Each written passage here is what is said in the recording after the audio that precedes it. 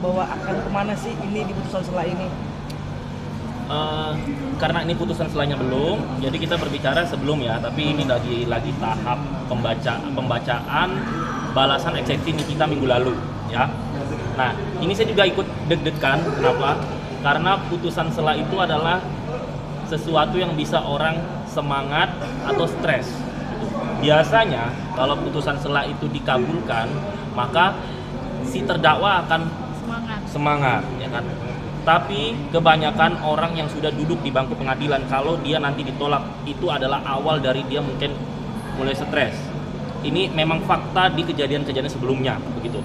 Nah, jadi ini detik-detik dari pembacaan putusan sela nantinya, saya berharap kalau di eksekusi di Nikita ini diterima gitu. Karena kalau misalnya dia ditolak guys, aduh udah deh, itu psikis dan mentalnya itu ibarat kata kita sebagai terdakwa kita sudah membayangkan bahwa waduh kita di dalam 5 tahun lagi, 10 tahun lagi, 15 tahun lagi anak gue gimana, keluarga gue gimana, penghasilan gue gimana, kalau gue punya cicilan apa gini gimana. Itu udah bikin otak itu udah menghalu birunya tuh lebay gitu. Makanya mentalnya jadi jelek ya Pak? Oh jelek banget Pak, waduh. Jangankan setelah putusan sela, saya pernah 5 kali duduk terdakwa tapi saya bebas gitu karena saya bisa membuktikan saya tidak bersalah. Itu duduk di hari pertama aja udah was-was, apalagi setelah putusan sela udah pikiran kita udah kemana-mana. Oke. Kamu bicara sebagai teman, tapi kalau kamu bicara orang yang pernah tahu hukum, kira-kira di kasus ini kita nggak pernah nanya ya Sat ya. Oke. Tapi melihat pasal-pasal dan segala macamnya, sebagai orang yang sudah pernah bersentuhan sama hukum, kamu lihat hal ini gimana Sat? Kalau dari bukti-bukti yang saya lihat di media, terus saya berkomunikasi dengan beberapa pengacara tanpa saya harus jelek-jelekin ke sana, saya tetap pro Nikita. Demi Allah Akbar, I support you Nikita, I stand for you Nikita in here, I come for you in here. Jadi kalau misalnya ada orang fitnah saya dibayar, itu nggak mungkin guys, nggak mungkin. Saya cari duit nggak begitu juga. Pihak sana saya juga nggak kenal sama pihak sana. Saya pihak sana itu cuma kenal sama sepupunya si DRG karena dulu sering syuting bareng, teman seperjuangan bareng gitu. Jadi si Chris, si Jana, si Siti Badriah, kita teman, ada 10 judul FTV bareng.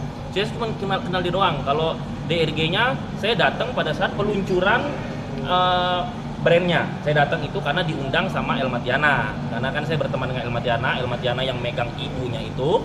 Jadi saya diundang. Nah, jadi saya nggak ada hubungan ke sana gitu. Tapi kalau Nikita, saya pernah bertatap muka, terus pernah chattingan juga gitu. Jadi saya lebih ke ini sih, ke empatik bahwa Nikita ini perempuan ya.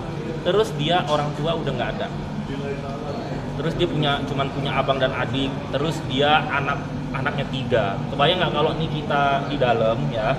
Itu kayak apa gitu, biaya hidup ya kan? Karena kalau kita sudah dalam penjara, penghasilan kita tidak seluas kalau kita di luar, karena kita nggak bisa cuap-cuap, komunikasi, nggak bisa memasarkan produk gitu. Jadi saya kesini dulu itu ini menunjukkan bahwa rasa empatik saya ke dia gitu. Kebayang nggak kalau adik-adik kita perempuan di posisinya dia? Nah, jadi gimana ya? Itu adalah bukti saya datang memantau agar Nikita diberi keadilan. Kalau memang salah ya dihukum seringan-ringannya. Kalau memang salah dihukum seringan-ringannya gitu. Tapi kalau lepaskan saya terlalu halusinasi saya kan, kayaknya nggak mungkin sampai ke situ gitu. Nah jadi kalau saya melihat kasus ini dari awal ya kan, Nikita ini cuma tumbal. Nikita ini cuma tumbal guys. Ya, saya bilang sekali lagi, Nikita ini cuma tumbal yang dijadikan alat dalam peristiwa ini. Makanya saya berharap kalau Nikita alhamdulillah bisa bebas atau ringan kan, bongkar aja menumbalkan dia. Gitu kan sampai saya tadi dengar Nikita, udah dokter nggak usah datang deh gitu ya kan. Sampai menemuin sidang aja tuh orang. Tadi Nikita sampai ngomong gitu kan. Nah, jadi udah dokter udah nggak usah datang lagi loh. Enggak, gue nggak mau cari gara-gara sama dokter ya. Maksudnya saya nyampein tadi Nikita ngomong gitu. Kalau saya nggak ada masalah sama dokter gitu. Nah, jadi Nikita ini tumbal dari beberapa orang yang saya berharap agar Nikita cepat bebas, bongkarlah semuanya, ya kan? Karena dari komunikasi saya dengan beberapa pengacara, dari saya melihat kasus ini, saya mengikuti, saya pelajari, putusan selanjutnya kayaknya ditolak. Oke, Sat. Apapun itu, ini hukum ya, Sat ya, gitu loh. Tapi sebagai kawan, ketika nanti Niki bisa punya kehidupan baru lagi, Ya. after ini semua, harapanmu apa sih, Sat, untuk dia? Harapan saya, udah Niki ke luar negeri aja, ya. Gak usah jadi artis lagi. Kalau artis kan kalau di Indonesia tahu sendirilah nanti tuanya gimana, ya kan. Rata-rata kalau udah nggak, kalau artis di Indonesia ini kan jobnya on off, ya kan.